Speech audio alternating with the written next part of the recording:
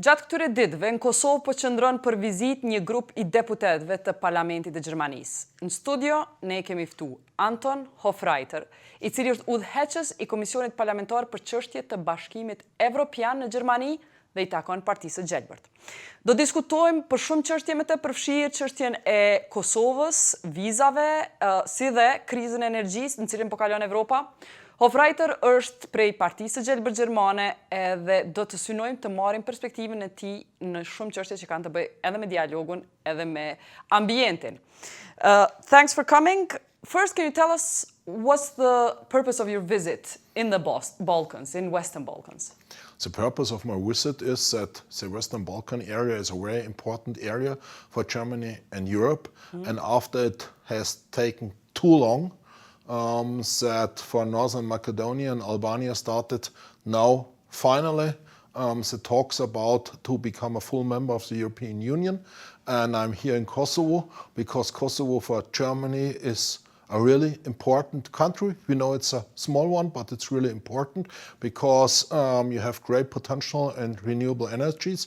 A lot of people of Kosovo are living in Germany. We have close ties, and you have waited too long for visa liberalization because you have done everything what is needed, but the European Union has not fulfilled its promises, so we have to push that it now will happen. Clearly, you know that visa liberalization is the key issue in our relationship with EU, the most urgent issue, not the only one.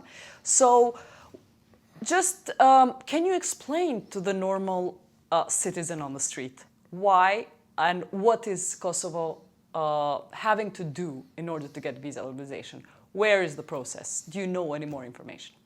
The process now is on its final stage. And the problem, the last time, had nothing to do with Kosovo. It had to do with internal problems of some member states, which were afraid for right-wing extremists. But I'm really optimistic that visa liberalization will be concluded even this year, which is, you have waited long, but I'm optimistic it will happen this year. You are optimistic that it will happen this year, but even in a very conservative, let's say, deadline, are you optimistic or would you say realistic that it would definitely happen in 2023? You never know that in European Union, definitely, because we always need all 27 member states, but it's on a very good way.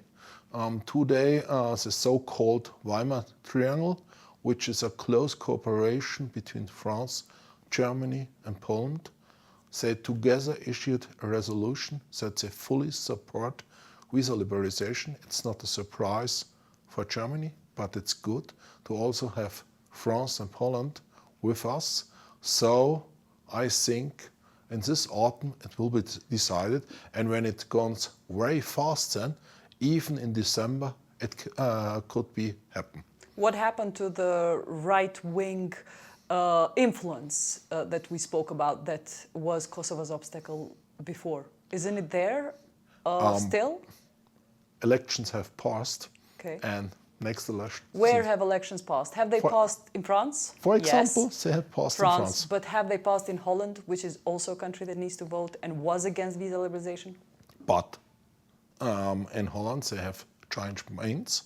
So I'm optimistic, and we have to be fast because we had bad elections in a kind of way in Sweden. Thinking outside of the box, I want to explore with you another avenue, because our audience has heard from so many international diplomats that we will have the visa. Why can't we, if we don't have the visa soon enough, arrange that only Germany, only for travel to Germany, allows visa-free travel? Why? Germany is a member of the European Union, and we always try to follow the rules of the European Union. So things are sometimes going slowly, but as I explained, we have to have all 27 members of the European Union. I ask everybody who comes here from Germany or from other countries, what is the rumor or what is the perception of Albanians who have taken visa-free liberalization from other countries, populations where we exist, in order just to see is there any substantiated argument to why visas are not given to Kosovars who are 90% Albanian?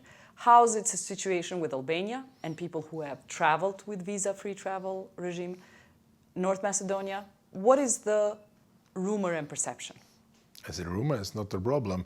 The problem is that in some countries we have politicians which are not courageous enough to say, yes, now we do it.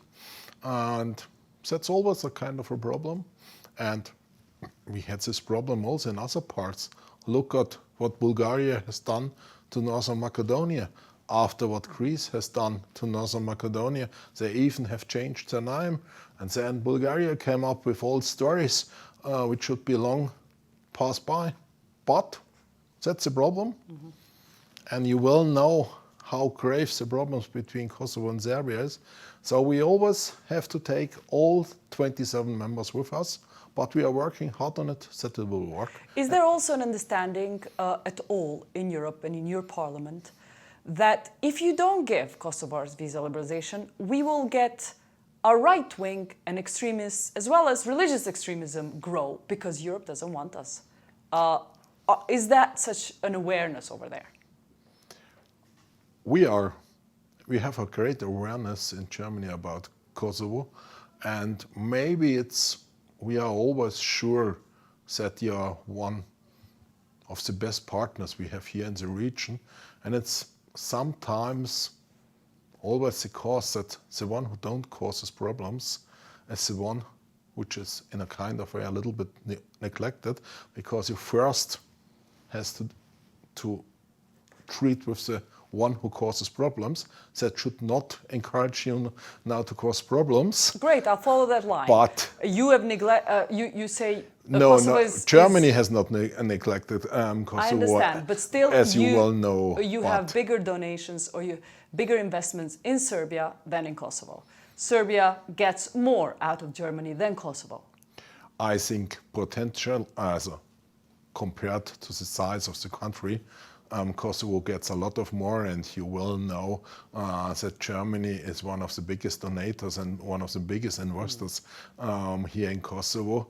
And as you will know, you have with Germany one of the closest friends. But we are not alone, and we don't decide alone within the European Union. But as I said, we have to push harder, and I'm optimistic that visa liberalizations will happen.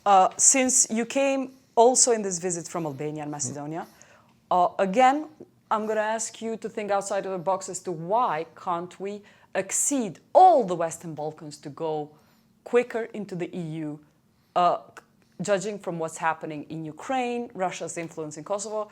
Isn't this logical to do? Why isn't it happening?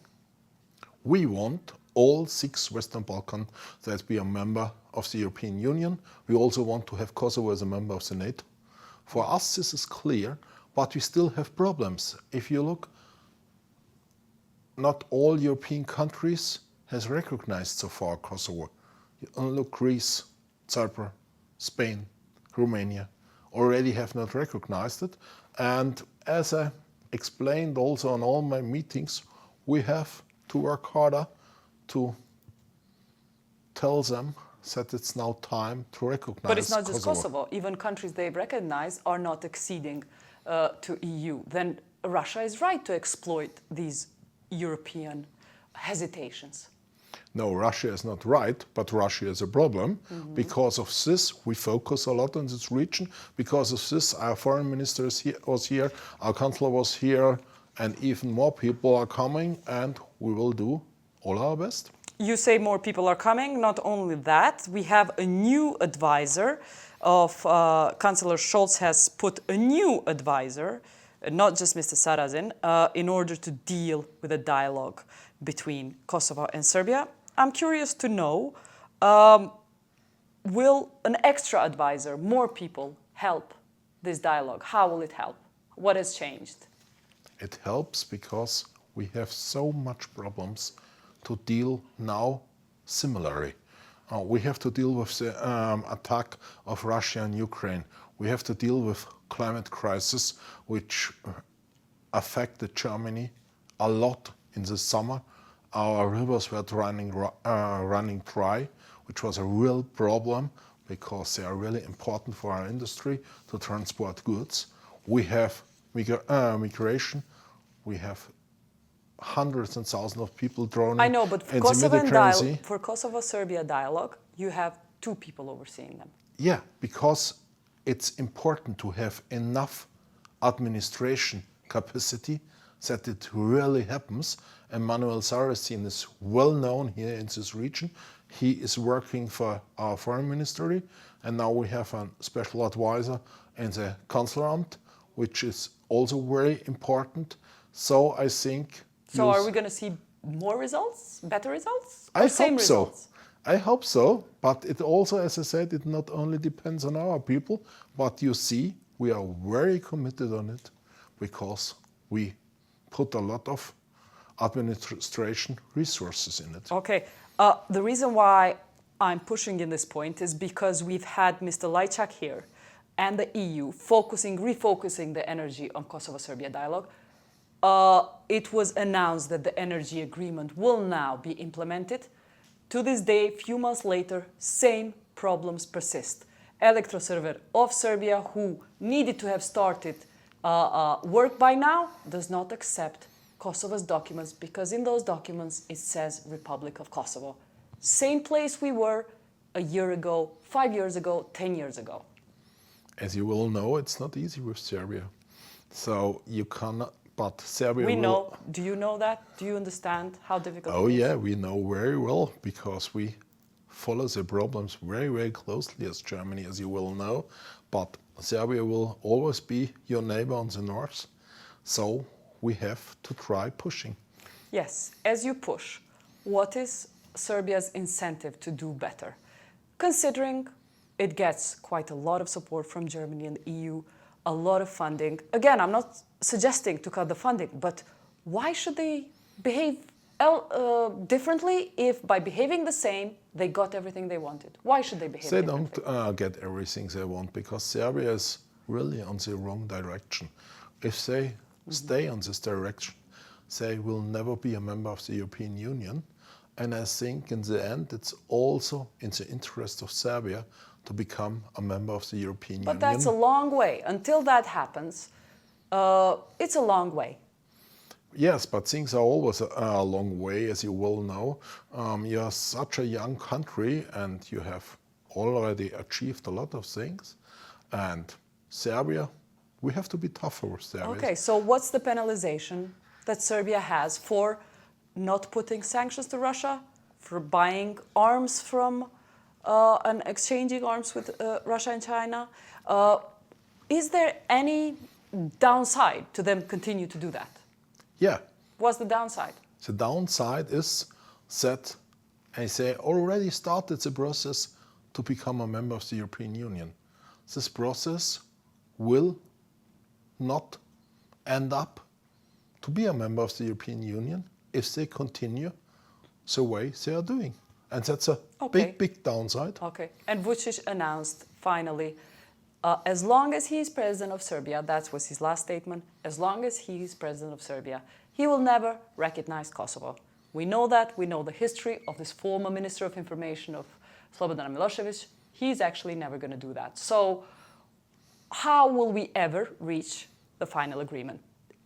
What's I think you should not focus always on the final agreement, but focus on steps to come to the final agreement. Look on the history of Germany. We have been for a long time separated in two countries. And in the beginning, there was always the first 20 years of the separation, there was always the focus on the final agreement. And then Willy Brandt started to refocus and said, we started with small steps. And these small steps led to the final agreement. When did your small steps start? Can you just give us a timeline? 1970, the first step started with Willy Brandt being the chancellor. And then 20 years later, the reunification of Germany happened. Here is not the case for reunification. Here is to recognize each other. That's the final step. but you have to start with small steps. I know it's not easy. I know. Our small steps, I can tell you, in that comparison started 1981, the first demonstrations when Albanians were asking for a Republic of Kosovo within Yugoslavia. We are now 2022. And all I want to tell you, we've spent 12 years talking about car plates. We haven't resolved something as simple as car plates. 10 years ago, energy agreement was signed, still not resolved. For 10 years, 2 practical agreements. How long do you think Kosovars should be asked to stay with the process, make small steps? You cannot force Serbia. They are accepting, as I told you, if they stay on this way, that they never will be a member of the European Union. So they have also big disadvantages from what they are doing, but you cannot force them. Can you remind us of these disadvantages? I'm really seeing, apart from that you will yes, not the be a member of disadvantages are European, really big are if you are not a member of the European Union, and everybody but knows. Albania is not a member, Montenegro is not a member, North Macedonia isn't. All these countries are not having problems with their neighbors and not apologizing for what they've done. So what's the difference between Serbia, that is creating this many problems for Kosovo, and other countries that are being completely cooperative with the EU? The difference is that they are on the way to be a member, and the other country is not on the way to be a member. And that's a big difference, because in the one countries we waited too long and we were not clear enough with Bulgaria. There now can be hope. In Serbia, there not can be hope. And that's a big difference, and you don't and you know very well, you said you started with demonstrations within Yugoslavia, but you had a horrible war where hundreds of people were killed. Still 1,680 people are still missed. I think one has to accept that it takes time, and as I said, we are not tough enough with Vučić. So you agree on that? You agree on that? Yeah, of course. Are you it was the former government, but we changed it. Yeah. Our now foreign minister is well, really you're the a tough one. first German official that admits it, that you were not tough enough. Yeah. Former, I'm assuming you're meaning also indicating that Merkel wasn't tough enough. Yeah, we are in a democracy. It's a former government, so we have even not the slightest of problem to say this. Because of this, we change it. How are you? There's nothing to admit. Yes. It's just reality. We actually saw the change. What your Mr. Scholz announced in Belgrade has never been announced before. That is asked. So you see it. Change of attitude of Serbia to Kosovo. However, now that you also see that that isn't changing anything, are there any stages you envisage as a European Parliament, as a deputy head of the European Committee? You might not want to tell me, but if this behavior continues, is there any penalization that's going to come from Germany towards Serbia? As you will know, now it's the recognition of the identity cards. It also has taken too long, but you already see it has already changed something, and I'm sure it will continue to change something. Okay.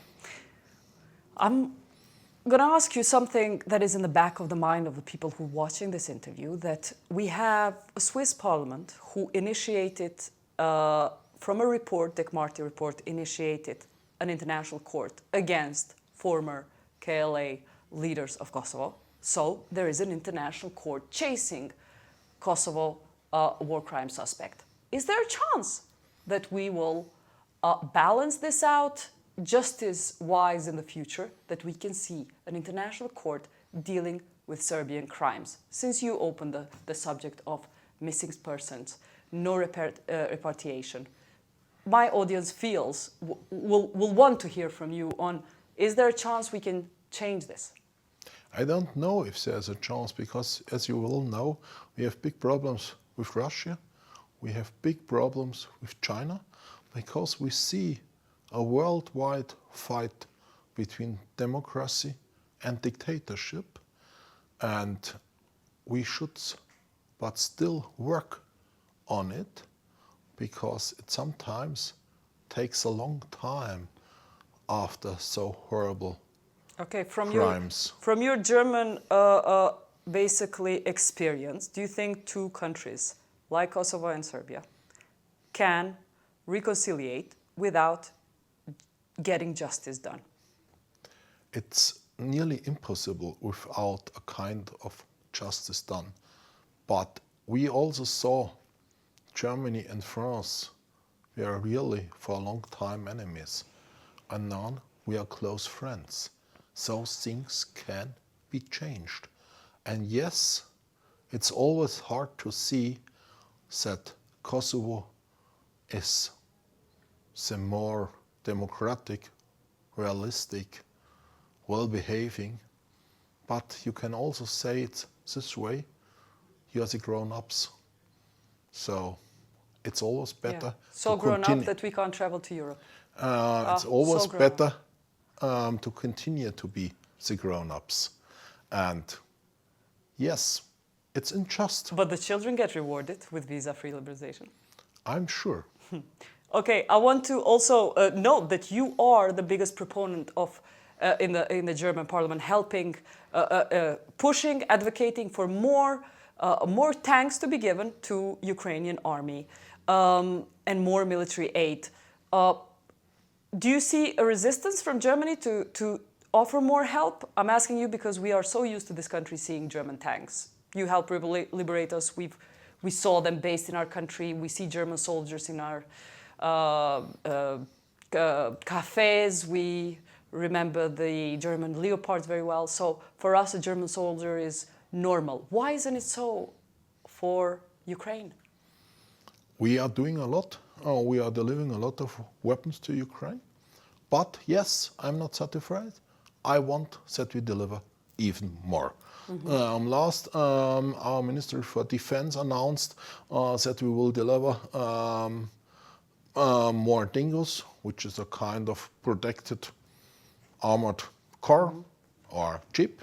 And we also deliver more, I don't know it in English, but there's a resistance to delivering tanks, right? And I also want that we will deliver tanks. Okay, why is Germany not supplying tanks? I don't understand it either, but I hope it will happen.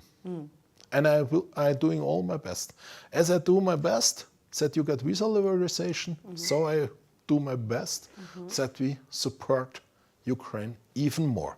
We are doing a lot, but I think because of... Look how well they're doing without your tanks. Imagine with your tanks, what they could do. Because of this, I'm afraid for it.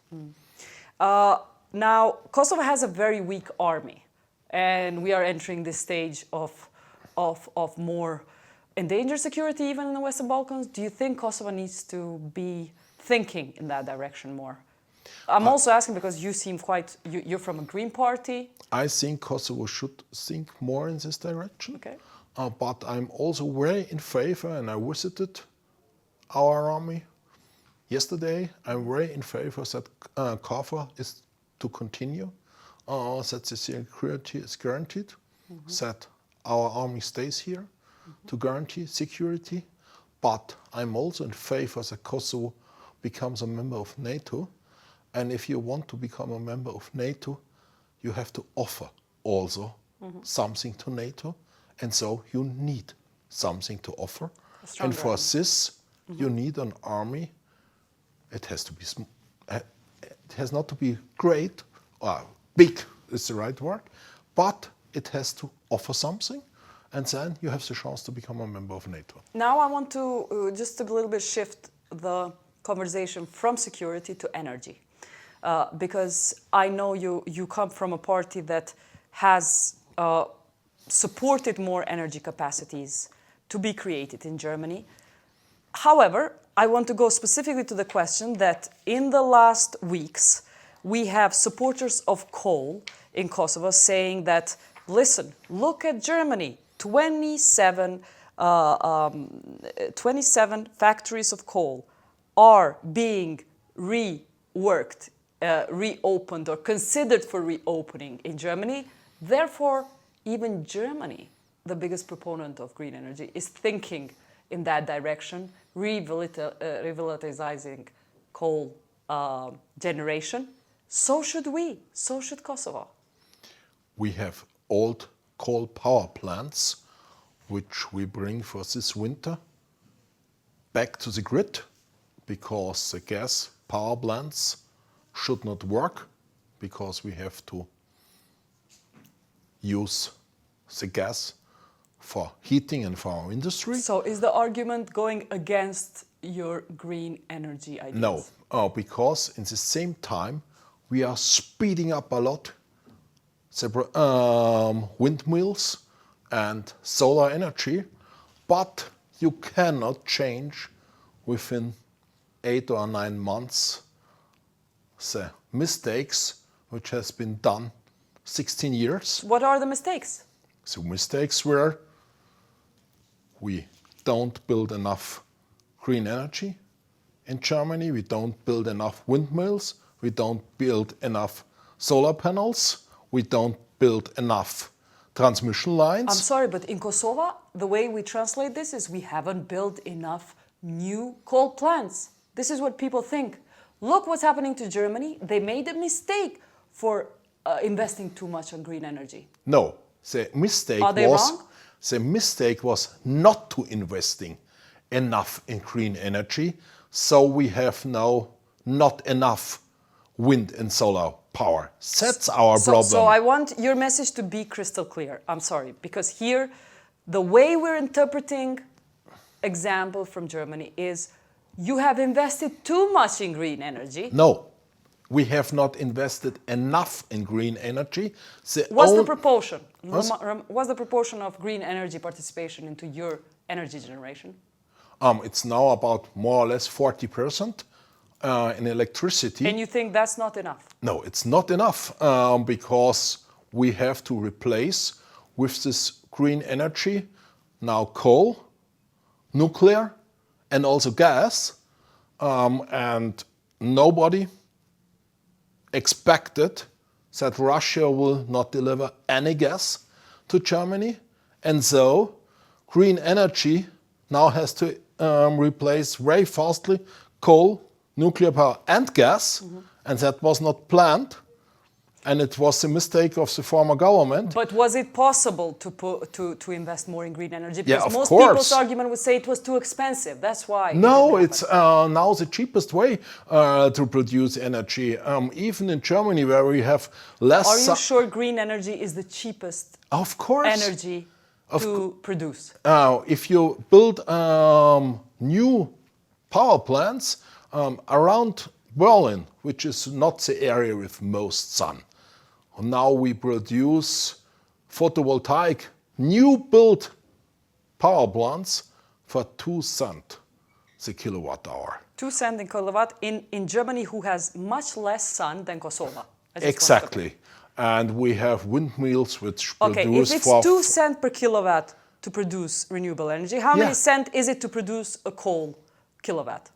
a cool kilowatt if you build a new power plant, because you always have to compare new photovoltaic and new coal power plants. It depends if it's lignite coal or better coal. Give us for lignite coal, because that's what we have. Give us a price. A new one built is 5-6 cents. So it's even more expensive. So Kosovo has a lot of coal. We are the third largest coal reserve in Europe.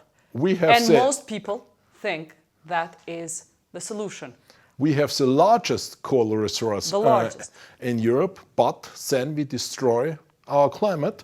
And as I said, we already saw the results in Germany, because it was so dry that our most important rivers were running dry, and our ships were not anymore able to transport our industrial goods full loaded. And it was a really big problem, for example, for our chemistry industry, and also in parts for other important, for example, for our steel industry. And that's a big problem for Germany. But what I want you to explain this 5-6 cents per kilowatt for a new coal plant. Kosovo is on a way of thinking. A new energy strategy has come out. It wants to make 2 new 600 megawatt new coal plants.